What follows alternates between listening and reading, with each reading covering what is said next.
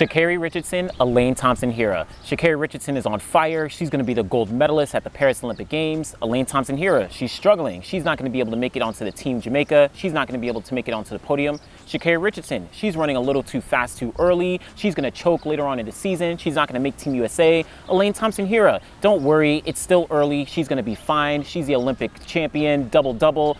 Listen, there's so many different takes kind of coming out of this women's 100-meter dash at the Prefontaine Classic. I don't know if I got all of them, but I'm going to give you kind of my breakdown of this 100-meter dash. And not just Sha'Carri Richardson as well as Elaine Thompson-Herah, but also some of the other athletes in the race that we saw, as arguably this was the deepest 100-meter field that we've seen for 2024 so far. So let's dive into some of these takes and some of my personal opinions on these women and the race that they just had in Eugene. So first off, Sha'Carri Richardson. In my opinion, off the bat, she is the gold medal favorite based on what we've seen right now. She won the race in 10.83 seconds, beating out, again, a very, very strong field, probably the strongest field we've seen in the 100-meter dash all season so far. She's coming off winning the gold medal at the World Championships last year. She also had just opened up with two 200-meter races out at the two Chinese Diamond Leagues earlier in the season. Now, of course, I already made a video kind of being, slightly worried in a sense of where Sha'Carri is at, but I did say that I'm actually not too worried. In that video, I specifically said if Sha'Carri goes to her next 100-meter race and she runs, sub 11, somewhere around 10.9, then I would feel very comfortable and feel like she's very much on pace. Well, she did that here. She ran 10.83 seconds, again, getting the win over the field. Now, I think that, people might have gotten on me when I said, Sha'Carri is the 100-meter gold medal favorite right now, that, oh, it's still too early. Oh, we can't make those predictions. We don't know what's going to happen. Yes, I understand that. Am I saying that Sha'Carri is 100% going to win the gold medal in Paris? No. Am I saying that she's going to go on this upward trajectory going from 10.8, 10.7, 10.6, 10.5? No, I'm not saying all that. But what I am saying is based on what we have seen right now in 2024, I do think that Sha'Carri Richardson is on pace to win the gold medal. Now, we still have a ton of athletes who have yet to open up, like a Shelly-Ann Fraser-Pryce. We have a ton of athletes who are just getting their season started, like Shericka Jackson, like Elaine Thompson-Herah. So yes, we don't know exactly what's going to play out, but Sha'Carri has a lot of confidence right now. She's, again, coming off that gold medal at the World Championships last year, and I think she's going to be carrying that through as we look towards Paris. Now, on top of that, can my prediction change? Absolutely. If we go to Jamaican trials next month and we see, Shericka Jackson run 10.6, if we see Elaine Thompson-Herah run 10.7, of course my predictions can change and I could say, oh, Shericka actually might be ahead. Elaine might be ahead. But based on what we've seen right now, I do like where Sha'Carri is at. I think she opened up a little bit different than she had previously, where she usually runs 100 first, then she runs some 200s. This time she started off with some 200s in a completely different country and then jumped into the 100 meters. And the fact that she beat out a very, very high quality field proves that she has not lost a step when it comes to, competing against the best. We, saw some, I guess struggles in a sense back in 2021 or 2022, but 2023, she fixed all those. She was very consistent all throughout the Diamond League season. Of course, got to the World Champs and got the gold medal. Here is just a continuation off of that.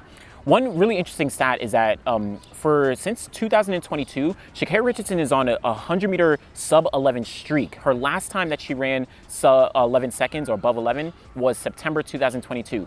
Since then, every single one of her races, both the heats, the semis, and the finals at Worlds or USAs, and then everything in between, have all been sub 11 seconds. 15 races, and I think that's only second to Shelly-Ann Fraser-Pryce, who between 2021 and 2023 had run sub 11 26 times. So yes, Shelly-Ann is the GOAT.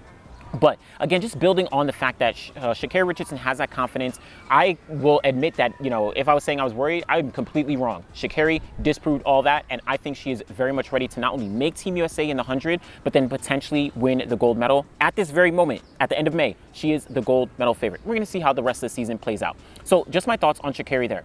Now, before we talk about some of the other women, I do have to jump to Elaine Thompson-Herah. So Elaine Thompson-Herah, this was the, kind of wild card as she was opening up her season here in a very, very big race. She hadn't run a single 100-meter race since Prefontaine last year at the Diamond League final, where she ran 10.79, I think. And so for her to, jump into this race, this was a really, really big test.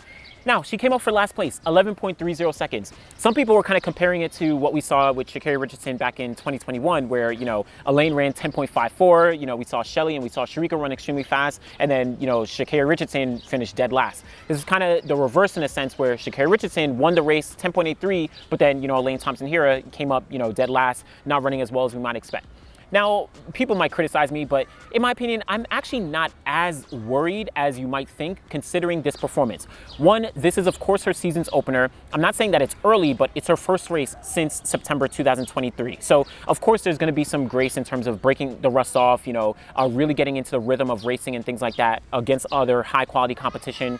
Also, on top of that, she's changed coaches a couple times over the past year.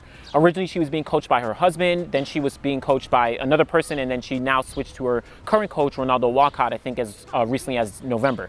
So there have been a bunch of up and downs that Elaine Thompson-Herah has gone through over the past year. So for her to come out here, definitely 11.3 seconds is slightly concerning, right? We would think that she'd run a little bit faster, maybe closer to 11 flat, 11.1 or something like that. So definitely on the surface, 11.3 is, you know, it's really, really back there. So she does have a lot of work to do. She really has to make sure that she's prepared for Jamaican championships where she's gonna have to make the team. It's gonna be very, very competitive. Check out the last video that I did, you know, talking about, you know, the big three of Sharika, Elaine, as well as Shelly-Ann. Sharika, I think, is in the best position to not only make the team, but then also medal at the Olympic Games. Shelly-Ann Fraser-Price, we saw what she did last year where she started off very, very late, but managed to get to 10.7 and onto the podium at the Budapest World Championships. I think that Elaine Thompson-Herah is going to have her work cut out for her, but I would not be surprised to not only see her make the team, but also medal at the Olympic Games. One thing to keep note of is last year, when she didn't make the World Championship team, she actually opened up her season running 11.24 seconds, I think in mid to late June or so. Then she went to the Jamaican trials and ran 11 seconds flat. So she was able to make some significant progress. She finished 5th place at the trials, so just missing the team by 2 places. But for her to be able to make that progress within a short time frame last year, coming off injury, coming off ups and downs, I think that does at least give an indication that she can get back to form right now. We have about 4 or 5 weeks or so until the Jamaican Championships. You know, if she gets to like 10.9 or something like that, I think that might be good enough to make the Jamaican team. Yes, there's a ton of other women, whether that's Sharika, Shelly, Brianna Liston, you know, a bunch of other women in the mix, but I do think that Elaine still has some ways to go. Now, I'm not giving like a cop-out saying like, oh, it's early, oh, you know, this is her opener, oh, you know, she has some time to go, but I don't want to completely dismiss her and say she's done, right? Like, I don't think either of those sides are very fair.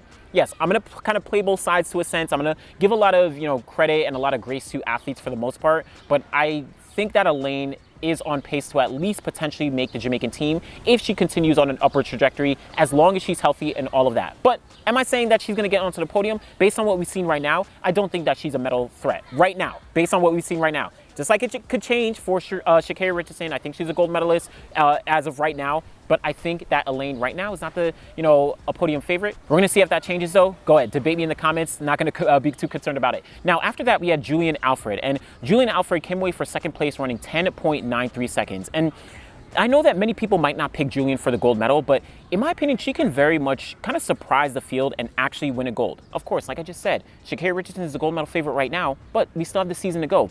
Julien Alfred is coming off an amazing career at the University of Texas last year. So comparing anything that she does this year to what she did in previous years is not going to be, you know, it's not going to be fair, right? She's coming off an NCAA season where she's peaking at different times. Now her sole focus is the Olympic Games. She doesn't have to deal with, you know, a trials or anything like that for St. Lucia. She doesn't have NCAA championships. She doesn't have any of that to worry about. So I really like the progression that she's making. This is only her 2nd 100-meter race of the 2024 season. Earlier, I think it was at the Texas Relay. She had run 11.15 seconds and it was a little bit windy. So again, sub 11 for her here. She's run a couple 200s. She's run a couple relay races, 4x1s, 4x2s, 4x4s. So I really like where Julien Alfred is at. And last year, she got 5th place in the Budapest final in the 100-meter dash. She got 4th place in the 200. So Julien is building off a really, really strong, you know, foundation when talking about 2023. Now going into 2024, of course, she's a world indoor champion in the 60. I like where Julien Alfred is at, and this 10.93 seconds proves to me that she is not only a medal threat, as she's always been, but she could surprise and get the gold medal. But another huge factor for Julien Alfred is that her training mates, Dina Asher-Smith as well as Rashida Adeleke, both of them are doing very, very well in 2024. And that leads me to my next one, Dina Asher-Smith. Now, she came out here, got 3rd place just behind Sha'Carri and Julien, running 10.98 seconds. So on the surface, that may not seem very fast. She barely broke 11 seconds. Sha'Carri is way ahead in 10.83, but this actually is a good indicator of where she's at. And in my opinion, she is in some very, very good form. Now, in previous years, she had run 10.9s kind of early in the season. We're talking about late May. I think in 2023, she had run 10.98 in May as well as early June. And then in 2022, she ran 10.98 at Prefontaine in May. So at the same meet around the same time. 2021, she ran 10.92 seconds early in June. So again, probably similar to where she's at right now. And then back in 2019, right before the pandemic, she ran 10.94 seconds also early in June. So if we're just doing a little bit of a comparison from year to year, Dina Asher-Smith is essentially on pace. Now, in those various different years, yes, she went on to do different things. 2019, she got the silver medal in the 100, she got the gold medal in the 200. 2021, she eventually got injured. I think she had some nerve issue or something like that at the Olympic Games in Paris. 2022, she finished 4th place in the 100-meter dash, got the bronze medal in the 200, but then in 2023, she of course wasn't doing her best and made it into final in the 100 and 200, but didn't actually medal. So things are going to be different year to year. 2024 is going to be completely different as she's with a new coach training down in Texas, like I just said, with Julien Alfred as well as Rashida Adeleke. So you can't compare 2024 to 2023, but if we're just taking a look at this 10.98 that she ran at pre and just using it as some sort of baseline relative to what she's previously done, I think she's in a good place, and I'm really, really confident to see Dina Asher-Smith getting back into the form that's gotten her onto podium. So looking out to see what she does. But bouncing off that, in Great Britain, we also have Daryll Neita. Now, she came up here and managed to run 11 seconds flat. Again, similar to like I noted with Dina, probably on the surface, you're gonna say 11 seconds is not that great. You're probably gonna say, oh, she didn't break 11, so she's really not in it. You know, those Diamond League races were just a fluke. Listen, Daryll Neita, I think has some grace to be given to her considering her schedule over the past couple weeks and months in a sense, where she competed in Italy early on, running a few relay races. Then she immediately went over to China where she ran the 200 meters, got the Diamond League win there. Then she followed up and just went to Atlanta where she ran the 150-meter dash, and she did pretty well for the most part. But again, in Atlanta, then flies all the way over to Eugene and has to run the 100 meters here. Now, am I saying that's an excuse for Daryll Neita? No, but I think an 11 flat performance for her at this point in the season is a good indicator of where she's at, and I think she's still in the mix. Go check out the full video that I did on Daryll Neita and how, in my opinion, regardless of this result, I still think that she could surprise and actually get on the podium in the sprints. The 100 is going to be tougher. The 200 probably a little bit better shot. So we're going to see how that plays out for Daryll Neita. But just behind her, we did see Josee Ta Lou. Now, Ta Lou competing for the Côte d'Ivoire, she of course has already run 10.91 seconds. Here she ran 11.05 seconds, so a little bit farther back. But in my opinion, I am not worried about Josee Ta Lou. And I'm not taking like, oh, the early argument, but I think that Ta Lou has proven that she can be consistent and she can show up when it counts at the global championships. Yes, that doesn't mean that she's going to 100% get on the podium, and showing up when it counts doesn't mean you must get a gold, silver, or bronze. She's always been capable of it, but we've seen the women that have finished ahead of her. But what I do think is that Ta Lou is going to make sure that she's ready when it comes to the Olympic Games in Paris later on this summer. She probably understands what happened in Tokyo or even what happened in Rio, where she got 4th place a couple times. But I do think that she is going to be ready. This 11.05 is not really indicative of, you know, her capabilities right now. Yes, again, she's already run 10.91 seconds, but I think that Ta Lou is going to make some progress and really get things together once we get to Paris in just a couple months. Now, a few others just behind them, we had Melissa Jefferson, Twanisha Terry, as well as Brittany Brown. Melissa Jefferson, in my opinion, this might have been the best performance in terms of like the sleepers in a sense. 11.02 seconds for Melissa Jefferson. Again, it's not the flashy time of sub 11, but Melissa is kind of really coming into her own and getting a little more consistent than you might realize. She's already run 10.94 seconds earlier this year, I think at the Tom Jones Memorial in April.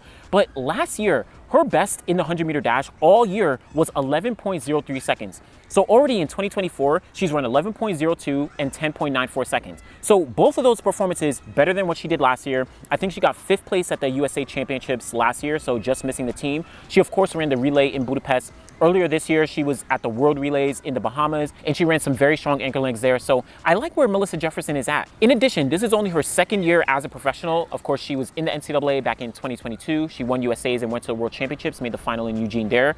But 2023, her 1st year as a pro, like I said, only a best of 11.03 seconds. This is not only her 2nd year as a professional, but it's also her 1st full year under Coach Dennis Mitchell. So training with, you know, the rest of the other athletes, Terry, Sha'Carri Richardson, Tania Marshall, and, you know, Alana Reed, a couple of them under Dennis Mitchell.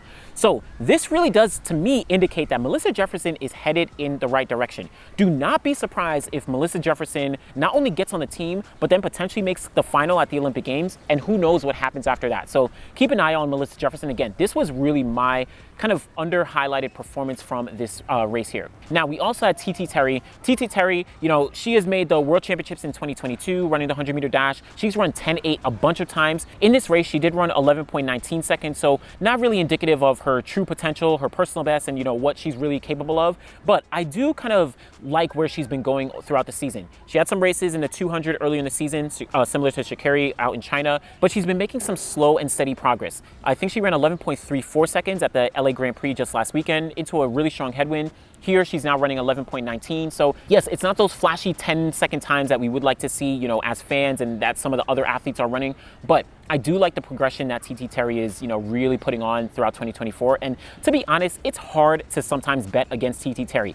Yeah, she didn't make the team last year. I think she finished 6th place in the 100, and then she finished 4th or 5th place. I think 5th place in the 200.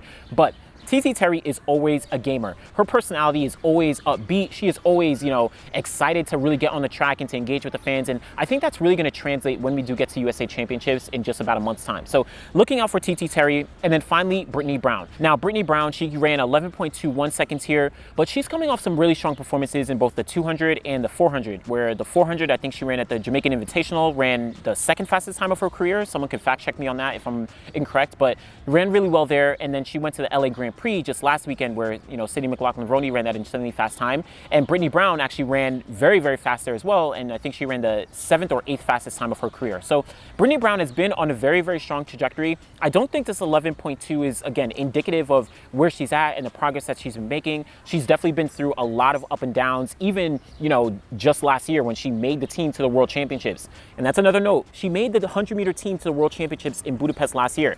She made it to the World Championship final last year. So Brittany Brown is not one to just completely write off. Yes, she did finish, you know, kind of at the bottom of the pack here, but I am excited to see what she does when she gets to USA's, whether it's in the 100 or the 200. She is definitely going to be in the conversation. Now, the final thing I want to note before I close out is I think Josee Ta Lou had a tweet about this, and she was kind of, you know, responding to someone who was saying that Ta Lou can't handle pressure, but Marie said that, you know, how do you know I can't handle any pressure? Do you know what athletes are going through? Don't say something you don't know. And I think this really encapsulates kind of how even myself as, you know, quote unquote, a person in media or like fans in general, how we should kind of take a look at athletes and their performances and things like that. Yes, it's 100% fine to critique and give opinions and different things like that. I love to do that. I love conversation. But I think we also have to acknowledge is that we don't know what athletes are going through. We don't know what they're actually doing in training. We don't know the injuries that they might have. We don't know the personal situations that they might be going through, right? I kind of said this when I was speaking about Sha'Carri Richardson and if we should be worried or something like that, right? I definitely, you know, expressed some concern about her 200-meter races, but I also acknowledge I'm not Dennis Mitchell. I'm not her team. I'm not her trainers or all those people, right? Her lifting coach. I'm not all those people. I don't have insight into what they do day to day. Yes, some people do, but for the most part, we don't. So it's easy for us to kind of sit back, look at one single race and then criticize it. Or on the flip side, like I'm doing, you know, look at one race and kind of break down where they might be going, positive or negative, looking towards the US or Jamaican trials as well as the Olympic Games. But we actually don't know what these athletes are going to. So let's not make like blanket statements and, you know, hard critiques where we're kind of diminishing an athlete and their performances without truly knowing what's going on. I think that's why I try as much as possible to have like a fair and balanced approach, looking at it from a fan side, looking at it from an athlete side. So we're going to see. But let me know what you all think about this Prefontaine women's 100-meter dash. Not only Sha'Carri Richardson, Elaine Thompson-Herah, and, you know, what they're going to be doing as we look towards trials as well as the Paris Olympic Games, but then also some of the other players. This was, again, probably the deepest 100-meter field that we've seen for 2024 on the women's side. So really excited to see how things plan out. Let me know what you think. Thanks for watching, y'all.